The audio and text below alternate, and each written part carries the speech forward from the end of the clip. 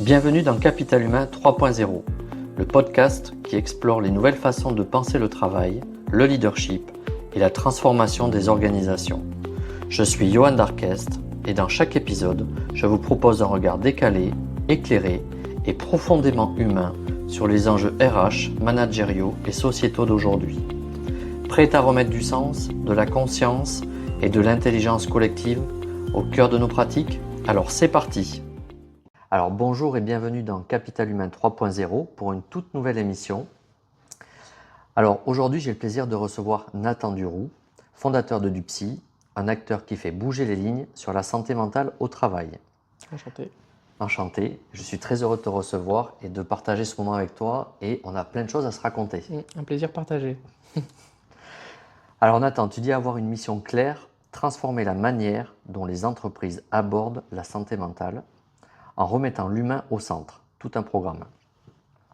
Tu veux aider les organisations à diagnostiquer leurs risques psychosociaux, à comprendre leurs fragilités et à accompagner leurs équipes vers un mieux-être durable. Merci d'être avec nous et pour commencer, si tu devais résumer en une phrase ta mission et ta vision du travail de demain, quelle serait-elle ? Déjà, merci beaucoup de ton invitation. C'est un plaisir de pouvoir parler de ce sujet. Si je devais résumer ce sujet en une phrase, c'est donner les outils pour aider le maximum de collaborateurs, mais le maximum de personnes avec des choses qui ont un impact, mais aussi du sens pour eux, parce que quand ça a du sens, généralement, ça marche plus. Alors justement, quel est ton parcours, Nathan, et qu'est-ce qui t'a amené à cheminer, à t'intéresser à la santé au travail et à ces notions-là ? L'histoire, elle est un peu entre guillemets drôle.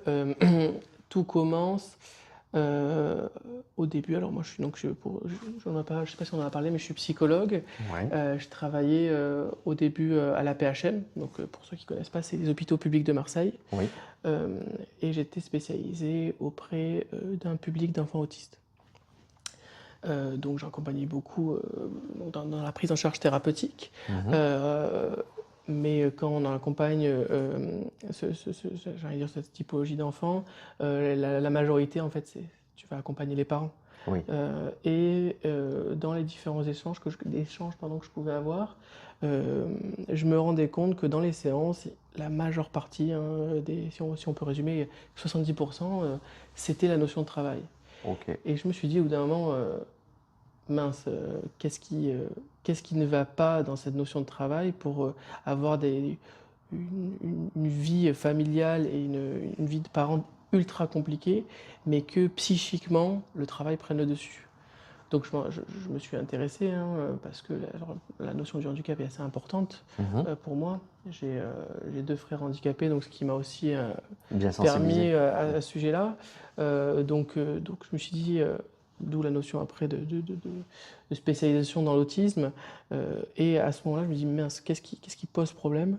Qu'est-ce qui ne va pas? Je m'en suis du coup simplement intéressé, essayé de voir les dispositifs qui étaient mis en place à l'époque où j'ai eu cette vision, simplement. Ce qui est important, et je pense qu'on va en parler assez largement, ce qui est important avec ces enfants-là, avec les parents, c'est la notion du sens qui est apporté à la thérapie. Quand j'ai essayé de faire, si on peut le dire assez de manière commerciale, marketing, le benchmark de ce qui se passait, de ce qu'il y avait, je me suis rendu compte qu'il n'y avait pas vraiment de choses qui avaient un sens, où on était là plus dans le faire pour faire.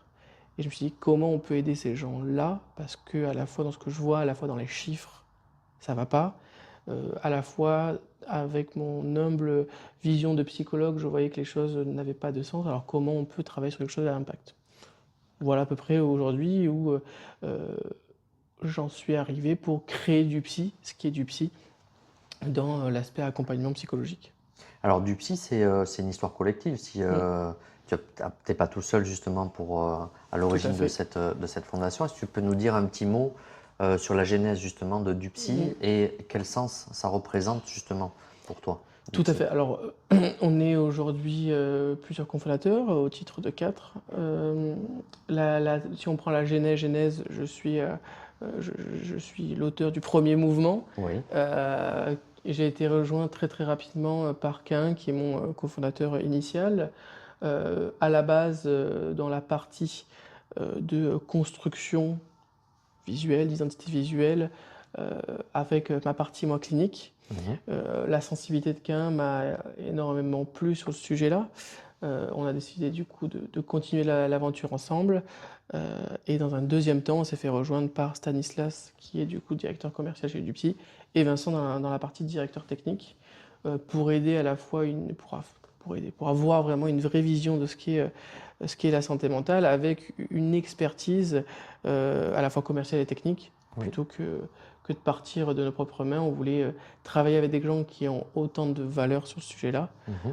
On les a trouvés, et pour ceux qui ne savent pas, moi je suis de la région marseillaise, donc on a dû monter dans la région parisienne en perdant le soleil pour construire ce beau projet qui est Dupsy. En gardant le soleil dans le cœur.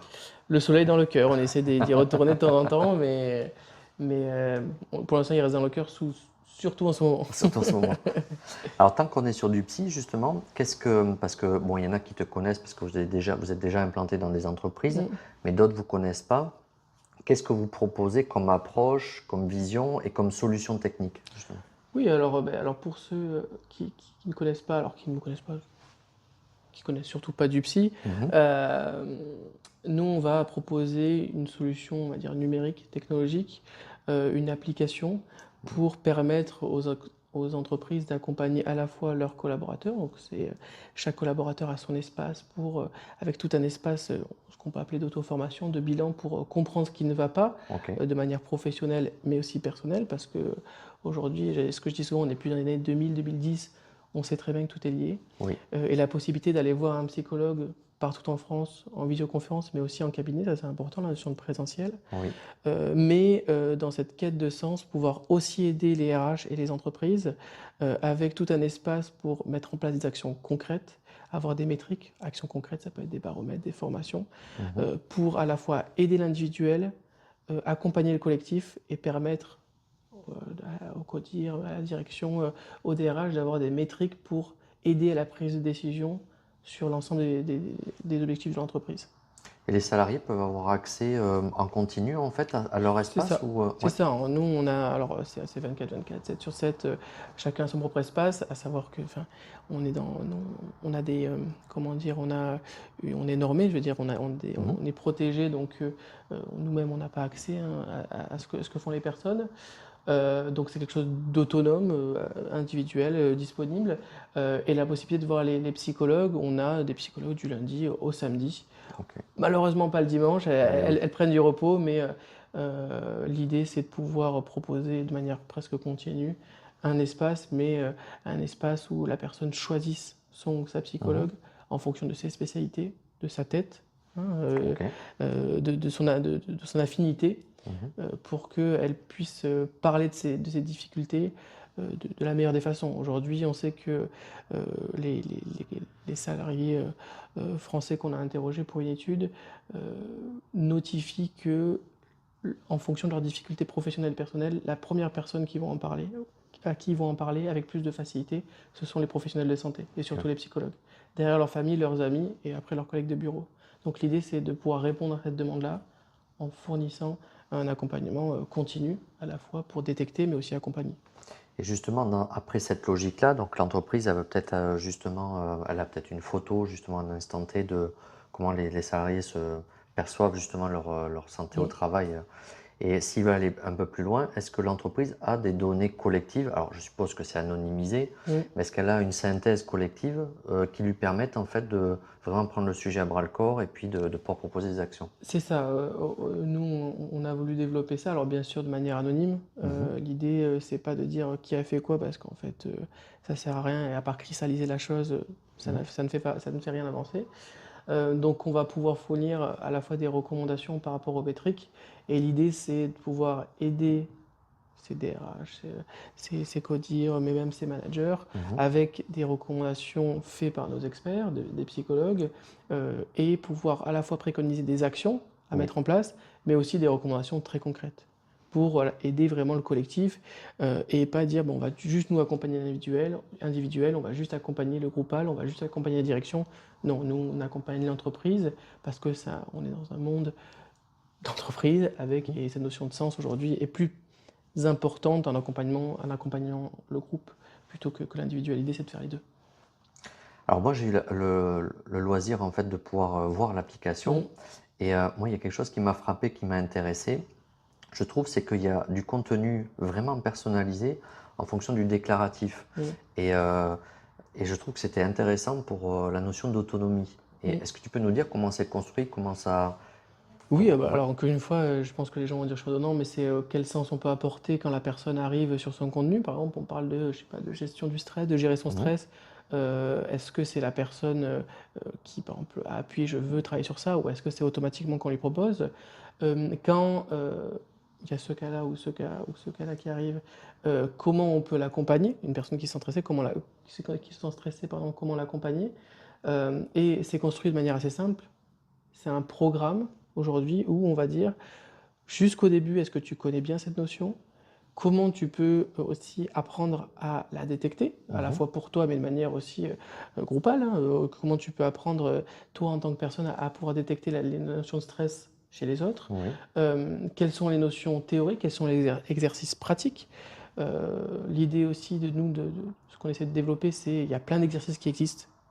Mhm. Et en fait, si on fait tout, mais un peu, ça marche jamais. L'idée, c'est de proposer des choses scientifiquement, Mhm. des choses scientifiques, et pouvoir aider la personne à les mettre en pratique Ok. en lui proposant, en disant, OK, tu as fait ta part, maintenant, ce qui est important, c'est de le faire de manière continue. Et ça, aujourd'hui, c'est un vrai problème en France, c'est qu'on fait les choses une fois, puis on arrête et puis c'est fini. Non, non, c'est proposer cela, et quand on a fini de travailler cette notion-là, ou que la personne est assez formée à ce sujet-là, Mhm. a les bonnes capacités, ok, mais quelle est la deuxième chose qui est importante pour toi à travailler, ou nous, on a remarqué que c'est important à travailler. On n'est pas dans l'obligation, parce que quand on oblige, ça marche jamais, mais comment on peut pousser, et après, pousser aussi à aller voir un expert si besoin se fait. Donc en fait, ça pousse le collaborateur, même le collectif, en fait, à être dans une dynamique d'action, pas juste d'être dans le constat, en C'est fait. ça. C'est ça. Non, en fait, on va vraiment pouvoir être dans la dynamique individuelle. Donc la personne va pouvoir, si elle a besoin, et entre guillemets, on vient contrecarrer comme on parlait tout à l'heure, les cellules d'écoute, les lignes d'écoute qui existent, en disant, voilà, on va apporter un vrai sens Ouais. pour la personne.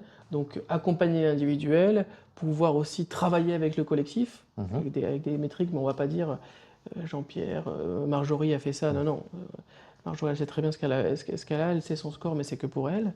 Et pouvoir aussi, encore une fois, faire vivre les décisions de la direction, parce que ce que je dis souvent, c'est qu'aujourd'hui, on est dans une notion, et on a toujours été, mais euh, le, le- le temps de travail augmente, la durée de vie augmente, mais on essaie de faire de plus en plus court à chaque fois, toujours dans cette notion de performance, avec un contexte socio-économique qui n'est franchement pas facile, qui est difficile, avec l'arrivée de plusieurs aussi marchés à l'échelle mondiale. Donc on essaie toujours de faire plus. Mhm. Mais aujourd'hui, comment on peut, dans cette notion de performance, trouver des données et avoir des données sur la personne qui va effectuer cette performance, où elle se situe, et comment je vais pouvoir ajuster cette performance en fonction du niveau pour le dire assez vulgairement, mais le niveau de santé mentale. Oui, oui. Voilà, donc on prend une décision parce qu'on se rend compte que là, moi je suis fatigué, comme je te disais hier, jeudi dernier, j'étais Mhm. fatigué, ben, je sais que si d'un coup on m'aurait mis des choses, ben, ça marchait pas. Ouais. Donc voilà, pouvoir tout aiguiller et être l'outil entre guillemets de référence, parce que il y a un sens qui est construit à chaque étape, individuelle, groupale et au niveau collectif, enfin, au niveau entreprise, pardon. Et est-ce que ça s'adresse à une typologie d'entreprise particulière, à un secteur particulier, ou plutôt où c'est très large? Bah, alors, au niveau secteur, des fois j'aimerais te dire, ma réponse qui me vient, c'est j'aimerais bien, mais Mhm. aujourd'hui malheureusement, quand tu fais le constat, tous les secteurs sont malheureusement touchés. Mhm. Tu as parlé, on parle de l'enseignement, on peut parler du milieu hospitalier, du milieu du conseil, hein, enfin, du milieu du BTP, tout est touché malheureusement. Aujourd'hui, notre typologie d'entreprise qu'on va viser et qu'on va accompagner, ça va être vraiment PME ETI. Oui. Pourquoi? Parce que on essaie de pouvoir fournir un accompagnement assez complet à une typologie d'entreprise qui n'est pas forcément des fois adepte de ces sujets-là, ou qui peut coûter un certain prix des fois, Mhm. de pouvoir avoir plein de solutions. Donc l'idée, c'est de pouvoir accompagner ces structures-là en étant, et aujourd'hui on est expert, Mhm. on est au sujet par ce typologie d'entreprise, parce qu'on connaît leurs difficultés. Donc on accompagne tout type de structure, mais spécialisé vraiment PME et petites ETI. D'accord. Voilà. Alors, maintenant qu'on a parlé de votre solution, de ce que fait Dupsy, moi j'aimerais bien justement te poser des questions sur ta vision de toi, Mmh. sur les enjeux en ce moment des entreprises par rapport à la santé au travail. Comment tu les vois en ce moment, quelles sont leurs avancées, parce que c'est vrai qu'on parle de plus en plus de santé au travail, donc il y a eu des avancées, mais il y a aussi des limites. Mmh. Et quel est ton regard justement sur ta vision des choses? Bah, quand on parle de santé mentale, moi je prends souvent le parallèle de la séance psychologique. Aujourd'hui, on va voir des gens qui vont arriver en séance et qui vont dire: «Alors moi je veux qu'en 2 séances ça soit plié, que je Ouais. puisse résoudre ça, ça, ça, ça, ça». Non, assis-toi, on va parler, c'est un super outil qu'utilisent les psychologues, la parole. Mhm. On va parler, on va avoir des outils aussi, des outils TCC qui peuvent exister et Mhm. on va travailler sur le sujet. Et ça peut être aussi pareil dans beaucoup, enfin pour beaucoup d'entreprises où on va soit mettre en place une solution parce qu'on a vu que c'était à la mode et que bon, le sens n'est pas mis, soit on va dire: «Ben, on va tout mettre d'un coup» et après bon, après on sait pas trop mais on va voir. Je pense que le sujet de la santé mentale déjà est une très bonne chose qui vient aujourd'hui au premier plan, hein, à la grande cause nationale 2025. Aujourd'hui, on observe, à la fois dans les statistiques, mais aussi dans la parole, que ce sujet est de moins en moins tabou. Les gens ont de plus en plus de facilité à en parler. Attention, il est quand même stigmatisé. On va pas dire, bon, ben, très bien, tout le monde en parle, etc. C'est pas vrai. Non. On est dans une première étape. Oui. Moi, mes points d'alerte, c'est attention, on est une première étape, mais est-ce que parce que c'est la mode ou non, non, les gens ils commencent vraiment à s'en rendre compte. Mhm.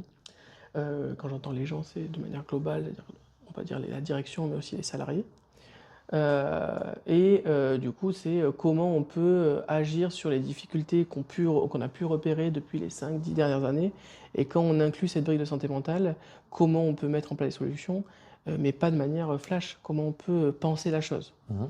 Donc aujourd'hui, mon signal d'alerte, c'est très bien, mais attention, c'est dans quel sens, dans quelle temporalité, et est-ce que on va travailler sur ça, sur quelque chose de pensé, ou on va juste mettre ça parce qu'il faut mettre ça, et après on essaie de passer à autre chose. Ouais. Voilà. Ouais, je comprends. Est-ce que dans les problématiques, parce qu'on souvent il y a un sujet qui vient sur la table, c'est entre le travail prescrit, Mm. le travail réel et le travail perçu. Comment ça s'inscrit, votre approche du psy, dans cette triptyque? Mm. Qu'est-ce que ça apporte justement? Mais alors, j'allais dire, vaste sujet, on pourrait juste parler de cette thématique pendant des heures, le travail prescrit et travail réel, travail perçu. Il y a une grosse différence entre prescrit et réel, et quand le réel est perçu, c'est encore différent. Mhm. Aujourd'hui, l'idée, c'est de pouvoir, j'allais dire, accompagner, j'essaie de reprendre par rapport pour que les gens qui nous écoutent aient un fil conducteur, Mhm. accompagner le salarié qui a une charge de travail qu'il perçoit, qui est très spécifique, hein, Mhm. à la personne, pouvoir l'aider à détecter comment lui perçoit la chose, comment psychiquement ça se passe, Oui. pour l'accompagner à ce sujet-là, pouvoir au niveau de la charge, j'ai envie de dire, donc pardon, la charge perçue, dans la charge réelle, pouvoir accompagner tout ce qui est manager aussi à dire attention, ce qui est écrit c'est ça, mais de manière réelle c'est ça. Mhm. Et du coup pouvoir à la fois dans des temps de formation, des temps par exemple de baromètre, pouvoir capitaliser sur attention, il y a une différence entre la charge prescrite et la charge réelle, et il y a une différence entre la charge réelle euh, et la charge perçue par le collaborateur. Donc Mhm. là, on a sur un temps individuel, et là, on est sur un temps organisationnel. Ok. Donc c'est accompagner les deux. Mhm. Donc l'individu dans oula, pour toi, ça a l'air compliqué.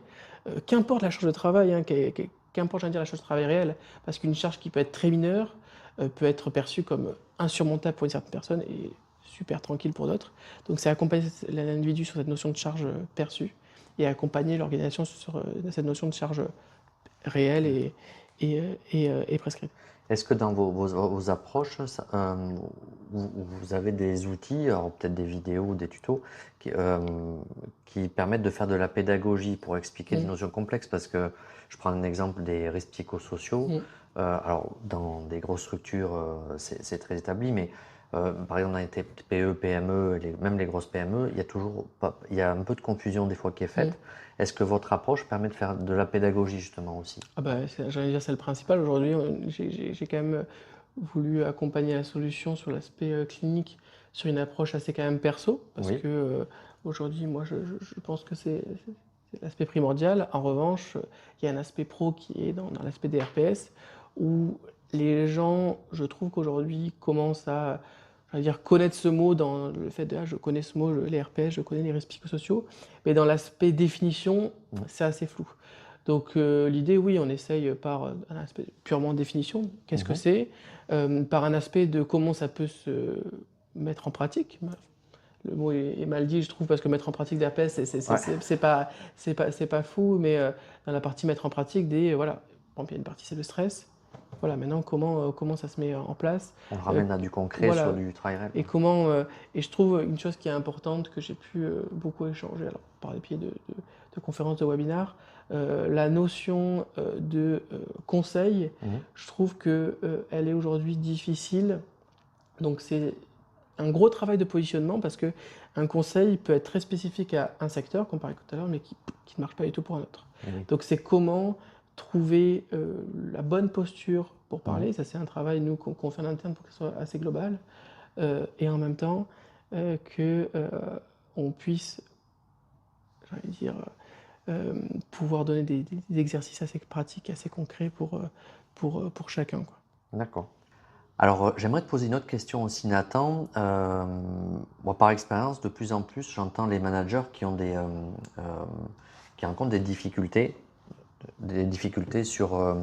dans leur travail par rapport à la santé au travail et notamment comment prendre en compte en tant que manager euh, cette notion de santé au travail par rapport à leurs équipes. Mm. Et est-ce que la solution que vous proposez avec du psy, ça peut les aider? Et oui, au quotidien, comment ça peut les aider?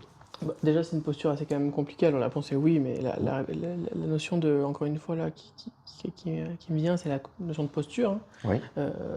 Ce que je dis souvent pour dédramatiser et en rigolant, c'est que moi, la posture et la posture des psychologues, on la travaille pendant 5 ans et après on la travaille toute notre vie. Mhm. Alors quand on n'est pas formé à ça, c'est quand même assez compliqué parce qu'on est formé à plein de choses, à une expertise spécifique. Mhm.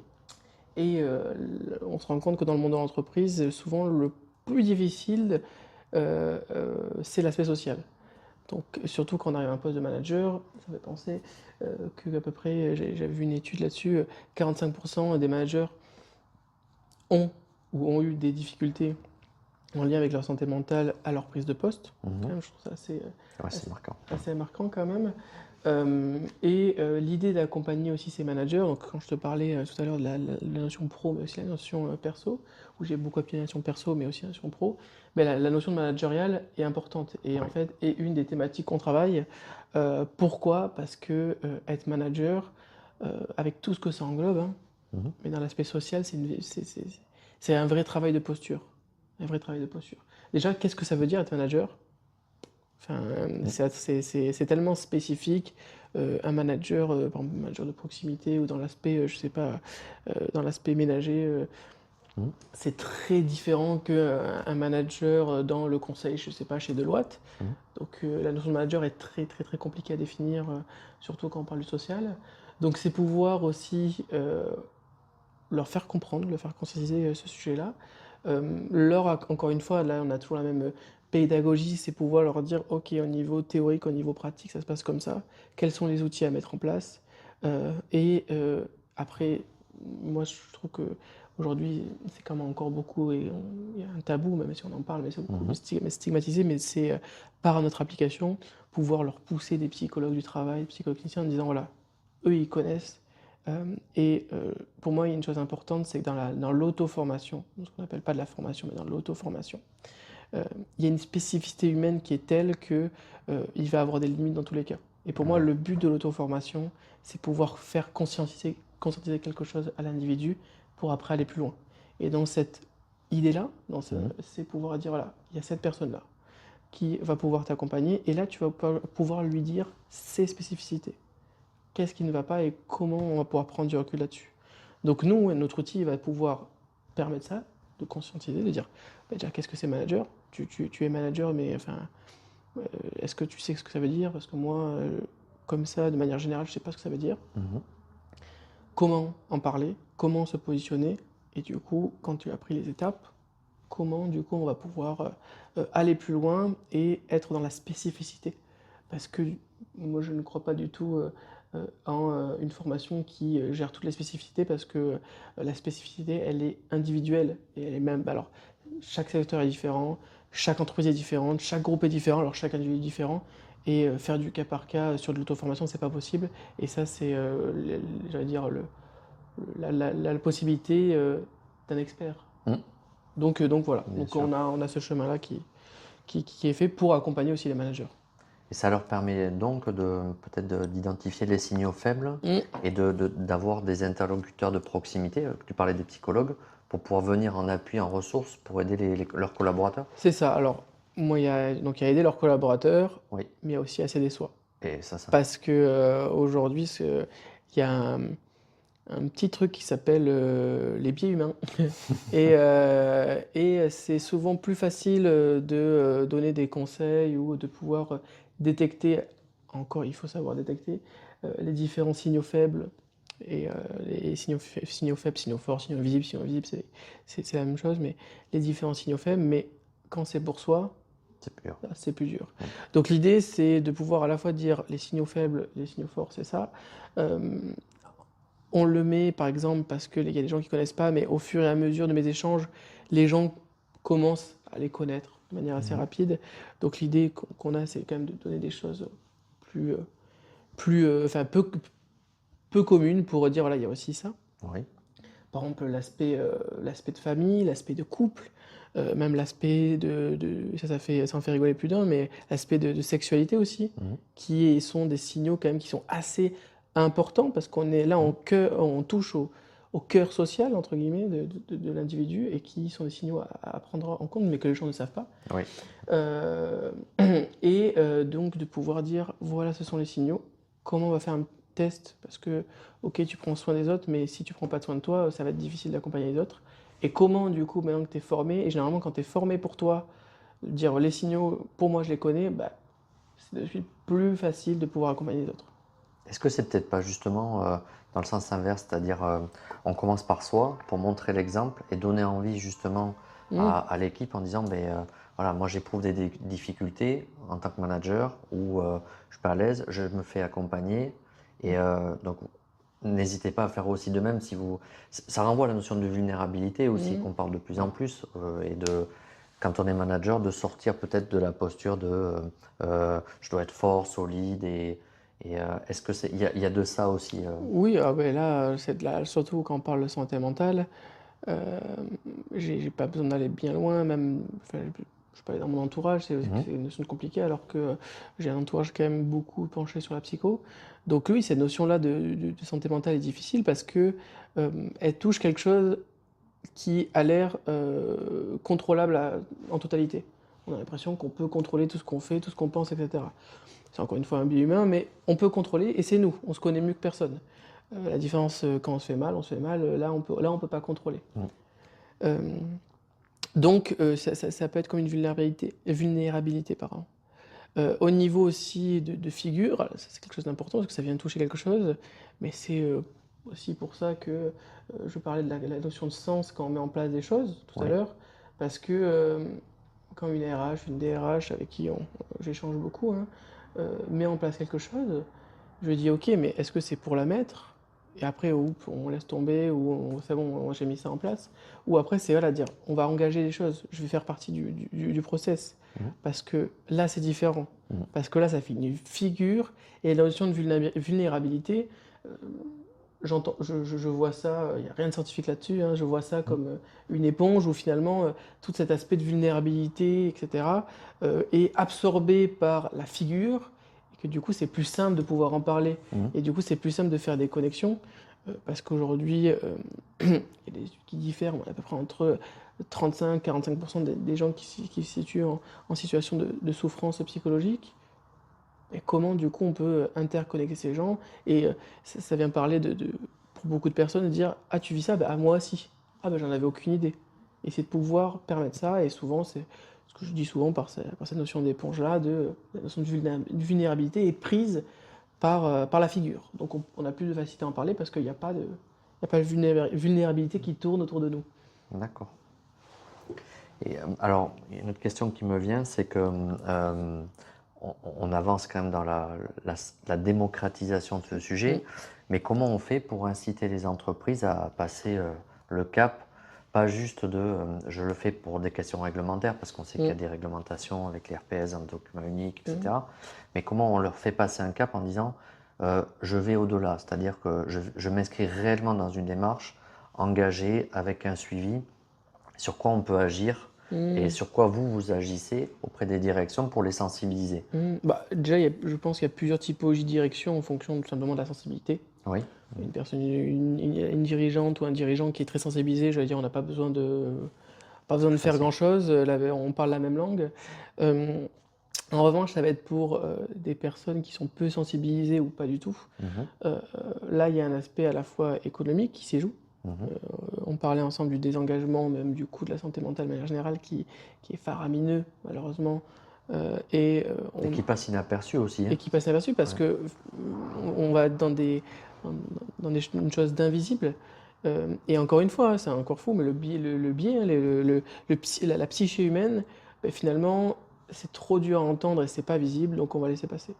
Donc, on va essayer à la fois de jouer sur les chiffres, même s'il y a quand même une complexité, parce qu'une personne qui est peu sensibilisée au sujet, ben, elle s'en fiche. Mais du coup, ça va être de travailler sur ça. Et malheureusement, et on le repère tout le temps, les entreprises qui ne sont pas sensibilisées à ce sujet-là, ben, on va avoir des crises qui vont se répéter de manière assez cyclique.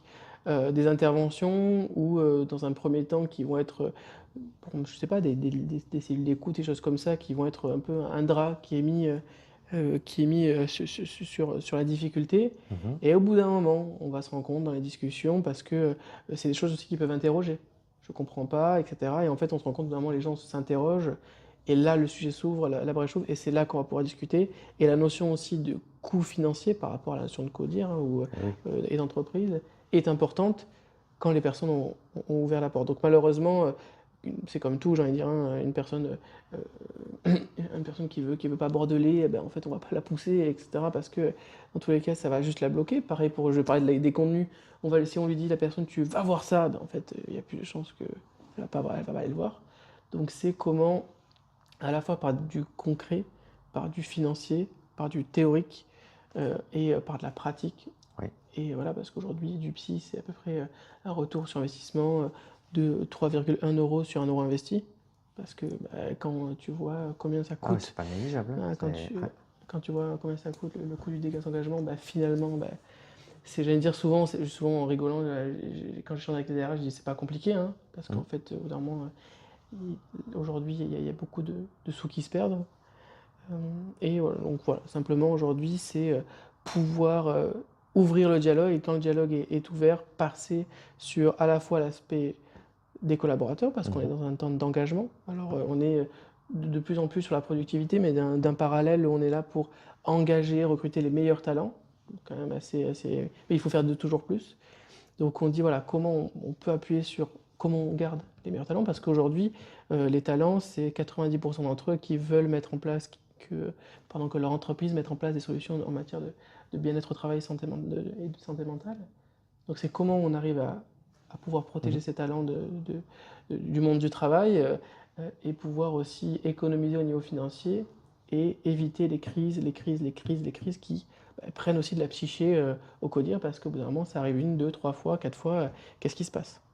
Ouais, ça touche tous les tableaux en fait finalement. Ah ben tout, personne n'est épargné, parce qu'on parle de la psyché qui est propre à chacune, Ouais. et à chacune.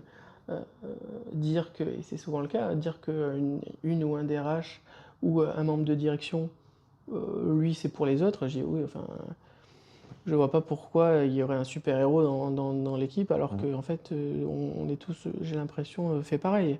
Donc voilà, c'est pouvoir aussi sensibiliser à tous les niveaux en disant vous aussi vous avez le droit, et vous inquiétez pas, même si vous êtes une ETI et que peut-être vous êtes une personne connue, moi je vais jamais avoir accès, et personne chez lui va jamais avoir accès. C'est votre espace, c'est pas notre espace. Complètement. Alors, comme on avance dans l'entretien, est-ce que tu as un message que tu voudrais faire passer à ceux qui nous écoutent, euh, que tu voudrais partager? Peut-être une vision, une position, une philosophie, ou peut-être un message fort.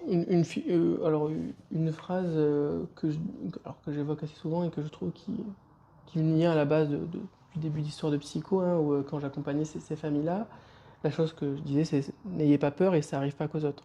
Mm.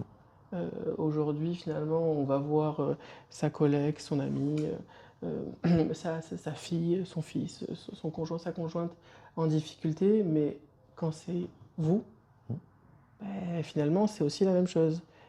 Et il faut savoir le dire, le comprendre, et ne pas avoir honte d'en parler. Parce que euh, aller voir quelqu'un, c'est pas grave, parce que comme aller voir quelqu'un quand on a, aller voir un médecin quand on a une douleur physique, c'est pas très grave. Mais aujourd'hui, aller voir quelqu'un parce qu'on a des difficultés à gérer ses émotions, X, Y, c'est une force. Parce que il y a une notion qui s'appelle du courage, et ça, très peu de monde, très peu de personnes aujourd'hui, quand on parle santé mentale, y vont. Alors de plus en plus, hein, 30% d'augmentation chaque année des séances psychologiques depuis l'année Covid, donc Ah ouais. plus 30%, plus 30%, donc les gens sont de plus en plus à sensibiliser et à même de prendre rendez-vous avec des psychos. Donc voilà, n'ayez pas honte et allez-y, quoi. Est-ce que c'est pas justement une piste positive sur le fait que de parler de ce sujet, ça fait émerger aussi on appelle ça des soft skills, de plus en plus des compétences humaines. Tu parlais de courage, mais il y a la résilience, il y a plein de... Est-ce que c'est des choses qui peuvent être justement à valoriser dans un contexte où les DRH cherchent de plus en plus euh, des comportements humains de ce type-là? Oui, mais j'ai envie de dire, euh, entre guillemets, quand on parle de compétences pures, alors certainement, hein, on va pas prendre l'archétype, mais toutes les compétences peuvent se remplacer, entre guillemets. Mhm. Par contre, l'aspect de groupe, l'aspect de social, Oui. c'est compliqué, c'est très spécifique. Aujourd'hui, je pense que j'apprends à personne que quand on est dans une entreprise, ce qui pose souvent le plus de problèmes, c'est l'aspect social. Mhm. Donc aujourd'hui, l'aspect de comment on crée, et c'est aujourd'hui beaucoup d'entreprises sont dans cette dynamique-là, mais comment on crée vraiment une vraie cohésion, des vraies valeurs, une vraie marque employeur, Mhm. euh, elle est au cœur des priorités parce qu'elle passe sur l'aspect social de aujourd'hui, comment on peut garder des gens et que ça se passe bien, quoi. Que le travail, ça se passe bien. Et ça se passe par les écouter, Mhm. qui puissent être écoutés par, voilà, parce que ce que je dis souvent, c'est que je vais pas dire la même chose à mon employeur, déjà que je dis pas tout à ma conjointe, parce qu'il y a des choses qui restent dans la sphère du privé, comment je peux tout parler, Oui. et du coup, comment je peux avoir un expert encore qui puisse adopter cette fonction-là, et comment, au niveau de la direction, on peut pouvoir avoir des outils en disant, ok, j'ai mis ça en place, ça a l'air de fonctionner X, Y, Z, est-ce que ça marche pas, ça marche pas du tout, ça marche à moitié. Comment dans la prise de décision, ah ben voilà, on peut faire ça, et comment du coup on peut créer du collectif. Et je pense que aujourd'hui, c'est la grande cause nationale, je veux dire, mais la grande difficulté, c'est créer du collectif, parce que on est beaucoup aujourd'hui, alors on est en train de changer, je trouve, mais dans une logique individualiste. Mhm. Remettre du lien social, Voilà, justement. et le lien social est souvent compliqué, surtout avec la fracture Covid, Mhm. qui n'a pas arrangé les choses, j'ai envie de dire. Alors, comme je suis gourmand, je Mm. vais te poser une dernière question, Nathan, parce que en plus, je la pose à la plupart de mes invités de plus en plus, parce qu'il y a une montée en puissance de l'IA. Mm. Ça bouleverse les organisations et ça renvoie à plein de choses, à plein de peurs. Euh, Quelle est ta vision, toi, de la place de cette IA par rapport à la place de l'être humain dans les organisations et avec la petite teinte santé mentale? Mm. Qu'est-ce que tu en penses de tout ça? Moi, je sais, c'est assez intéressant parce que j'ai été la semaine dernière invité à la ville de Rueil pour une Mhm. table ronde et qui était à peu près exactement sur ce sujet-là, enfin, l'IA et la santé mentale dans tout ça et l'humain dans tout ça. Oui. Donc j'ai pu échanger sur ce sujet-là. Euh, Déjà, moi je pense l'IA, euh, comment le dire assez simplement, on est dans une révolution, simplement une révolution, comme on a pu avoir avant et comme on aura toujours. Je trouve que la différence, on est dans quelque chose que on a l'impression, euh, plus ou moins réel, de ne pas maîtriser. On ne sait pas jusqu'où ça va aller. Et finalement, quand on laisse cet inconnu-là, le non-contrôle, c'est quand même un peu quand quelqu'un ne nous dit pas quelque chose, on peut tout imaginer, on va souvent imaginer le pire, parce que c'est plus facile pour le cerveau humain d'imaginer le pire.